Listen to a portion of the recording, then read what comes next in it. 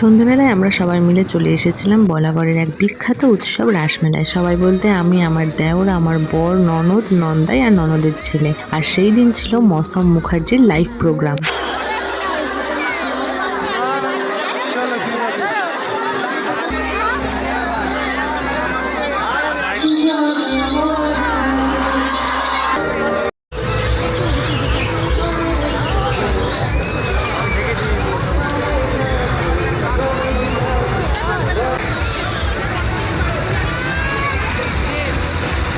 আর এই হচ্ছে আমার আর বোনের মেলায় ঘুরতে আসার সিম্পল একটা লুক। তারপর ডোডো চেপেছিল নাগরদোলা। এইবার না কাঠের সেই আগের নাগরদোলাগুলো ছিল না, ওইগুলো আসেনি, এই ধরনের নাগরদোলাগুলো এসেছিল। তারপর আমরা খেয়ে নিলাম ফুচকা, আর ফুচকার টেস্টটা তো দারুণ ছিল। এই দাদাটা এসেছিল কালনা থেকে, দেন নিয়েছিলাম 1 প্লেট পাপড়ি চাট, তারপর খেয়েছিলাম চাউমিন।